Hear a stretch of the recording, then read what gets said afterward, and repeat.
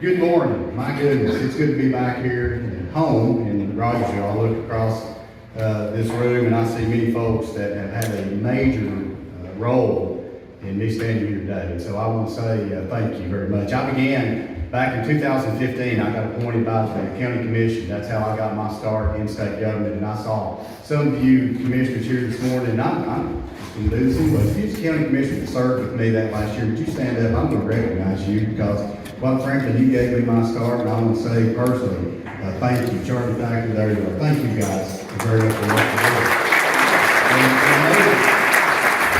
And notice, every one of these men that stood up is still active today. And so they're all in some capacity, they're still serving their communities. And I tell you, I want to say thank you all very much again for what you do. It's been a busy couple of days. I went to Rogersville City School. I got home last night about 12 o'clock watching City School girls play yesterday. They played a team out of Humboldt. And I tell you what, those girls from Humboldt, I think they hadn't lost a game, and I'm going to be honest with you, after Rogersville City School started, they jumped out 8-0. Those girls from Humboldt didn't know what hit them. And so those girls play again today. They play Inglewood at 2:30. I'm a little bit proud, if you can't tell. I've got a daughter that's cheering.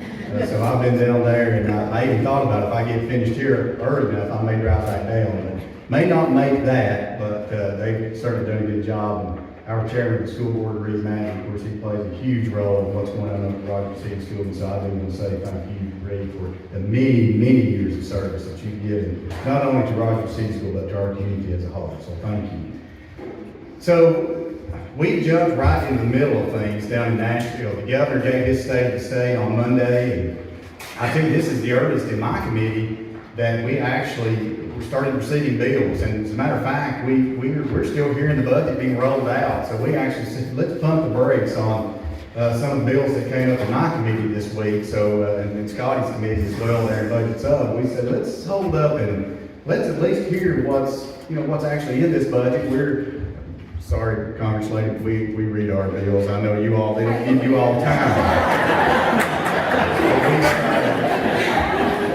We do, that's exactly right. Thank goodness we've got a little bit of a leadership change up there, but so you guys can take time to read your bills. But we do, because we come back here and we're asked about those bills, and as these county commissioners can tell you, and the state government and the Congress lady can tell you, folks are paying attention. When I first started coming to this back my goodness, years ago, probably about half of this, I guess, Nancy, and then we just eventually here we are having to go out of the training center, out of the Hawkins County Training Center, and so folks are paying attention. And you've got to be on your toes. There's so many people. I know Bernadette's back there, and I tell you, Bernadette is burning the road up down in Nashville as much as I am, being an advocate for the folks in Hawkins County. So folks are paying attention, and I tell you, it's good.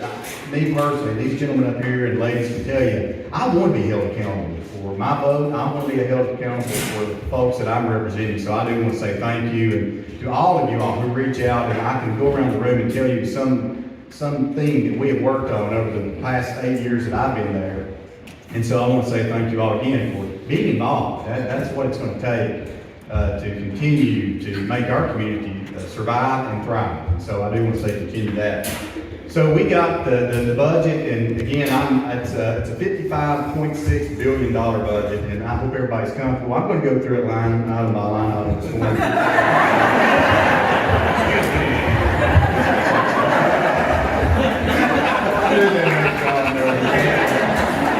But I do want to hit some just high points of that, because many of you all are here to hear a little bit what's in that budget, and I've seen so many numbers this week, and I'm not going to go through the whole thing, just half of it. But I do want to mention just a little bit of this, because it matters. So Scotty has already mentioned that the budget is somewhere about $3 billion short than what it was last year. And of course, a lot of that was the federal money that come down, and it's finally being spent, and you're going to continue to see that go down, because quite frankly, a lot of the federal money hasn't been spent. And so next year you're going to continue, so it gets rebudgeted, and so it keeps our budget still up there.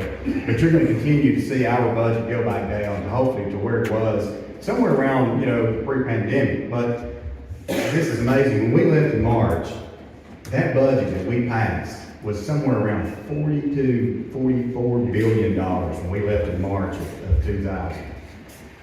2020. And it's somewhere around 55 billion right now. So I'm telling you, it's been a lot of money that's come through our state Congress. We've been able to do a lot of things. That's the good news is that we know what comes up must come down. And so this economy, while I hope it stays and we see the good numbers and the good revenues, but quite frankly, it just doesn't work that way. When we hear from economists and they're all saying, look, we're going to see a slight recession, and some folks say we're already in recession, and by October we're probably going to see a little bit more in the next 2 years. Could get a little rocky. But the good thing about our state, is that we've positioned ourselves, and I wish I could say it's all been me, but it's certainly been these gentlemen that are sitting up here, and as well as my colleagues and those who come way before me, that has done the due diligence to make sure that we had a good, fiscally conservative budget. And we've been able to put back in our rainy day fund. We've been able to do capital projects that would have never been done. You talk about the governor's proposal, and that's what the governor has done, is proposed us a budget. And so we will take it now in the House and the Senate, and we will go and we'll make it the budget of the state of Tennessee. But talking about that TDOT infrastructure and that bill, and here's what that's going to do for you local folks, is it's also going to put a huge, significant amount of money back to our local highway funds. And so right now that state aid fund is what it's called. Many county commissioners have heard of that, know what that is. I think that is usually budgeted somewhere around 94 million. This will get it somewhere around 300 million. So you can see we're serious about what we're trying to do and get our roads not only fixed at the local level, but at the state level as well. And that's going to be a huge project. It's just getting off the ground. The legislation actually started over the Transportation Committee in the House and in the subcommittee. And so it actually pumped the brakes a little bit. And so we'll eventually see it probably in about a month in my committee budget sub. But that's going to be a huge undertaking. We have to do something. When you go and you drive in these urban areas, and my goodness, it's nothing but gridlock. Going through Nashville, it should take us about 3 hours and 45 minutes from here to drive to Nashville. And I can't hardly get there in 5 hours. And I know John, for you, it's probably 6. And Scotty, well, you have to pack a bag and camp out halfway.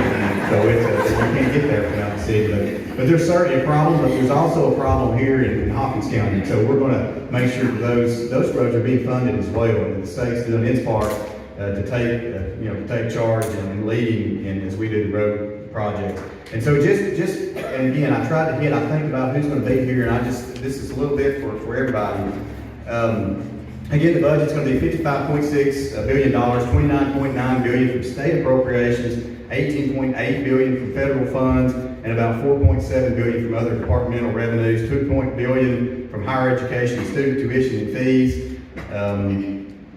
And so that's what makes up the revenue side. Again, all this that we're budgeting this year is with remembering is what economists are saying, that the economy is eventually, we're going to see it shrink. And so we're trying to, again, continue to position ourselves to make sure that we're ready for that. So as far as taxes, infrastructure, and business development, the Tennessee Works Tax Reform Act of 2023, and I wanted to start with this. We're looking, last year we cut somewhere around $300 million in taxes, and this year we're looking at a little bit over $400 million in taxes. And so we're certainly excited about that. That's always good to lead with. As far as what we're going to be spending some of our monies on, ICD, and I know this is important for, I saw Larry Elkins over there at the Industrial Board, looking at appropriations of about $103 million, $18 million recurring recommended for the Jobs for 10 program, and that's to create ECD projects for our rural communities. So I think that's going to be huge. Also, appropriation of $340 million again for new development projects. So that's going to hit right here in Hawkins County, which is very, very important. Also, when we think about healthcare and all the many things, we're looking at it. The governor has rolled this out, and it's really got to do with really taking care of our families. And so about $190 million is going to go towards increases to the Department of Human Services, Department of Children's Services. I'm sorry, if you've read the news here lately and you saw all the many problems that DCS is having, folks, it's time we get that house in order. Because I'm telling you, our children deserve that. This time of kids coming into DCS and having to sleep in offices, that's ridiculous in this very time. So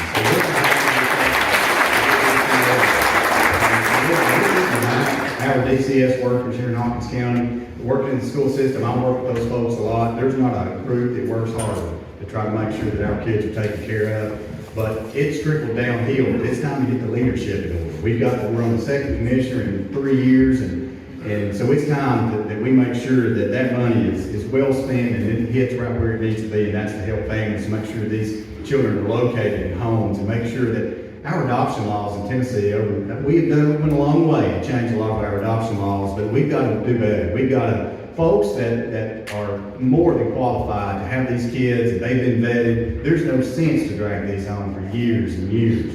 These kids, again, deserve a good home, and we've got good people that's willing to give them that home. And so you're going to see a substantial amount of that money, $190 million, going towards DCS. And it's going to go toward not only housing those, but it's also going to pay those DCS workers so that they can keep and maintain what they have, and of course attract better employees.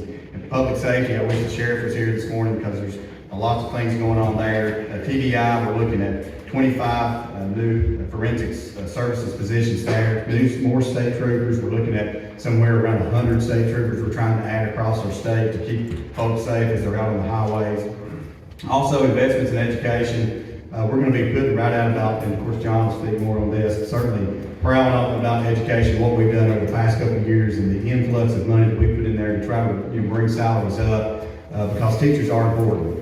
We know that, and a good effective teacher is my goodness, I don't know, you can't afford, number one, because they're certainly worth their worth, whatever that amount is. So we're going to put more money in there to the tune of, I think, around $750 million. 125 million of that will go toward teacher salaries, so certainly glad to see that happen. And again, many of you all, as I look, you all serve many different services, and so I can let you know if you're interested in a specific item of what your department and what that looks like. I'm more than happy to reach out to you and to talk to you about that. TCAT, my goodness, I see Charles Johnson back there up in Hawkins County TCAT. Thank you for being here and all the good work that's going on up there. And I saw one of the instructors for the new driving school there. I met him just a little bit ago. You don't know how happy we are to see you. So you come back anytime. And so lots of good things happen here in Hawkins County. And so we've got to continue that momentum. We've got to make sure that we remind the rest of the state that, Tennessee doesn't stop in Knoxville. That's one of the hardest things that we have to do as we go down, is to remind everybody that 40 goes on up, 81 continues on up to God's country. They are going to check it out sometime. But as I finish up, let me say, I wouldn't be here without any of you in this room. And so I understand that, I know that, and I want to say, if there's ever anything that I can ever do to help you all, please don't hesitate. Don't wonder, hey, I wonder what Gary thinks about it, what John thinks about it. What Scotty thinks about it, what Congress Lady Harshberg thinks. We want to hear from you. And so, because to be quite honest with you, as Scotty said, we can't know it all. And when we hear from folks who are in the ditches every day, doing everything they can to make Tennessee better, and we hear from you, number one, we look way smarter than what we are, and number two, you guys know how to fix the problems. Most of the times, what we do is we mess it up. But when we hear from you all, we get the problems fixed, because that's what you all do each and every day. That's what you all are used to, and that's what we want to be. So thank you all for letting me serve you here in Hawkins County. I'm thrilled to be here this morning. Thank you all to all of you all who put this together. I know it doesn't just happen. I know how hateful Nancy can be. So if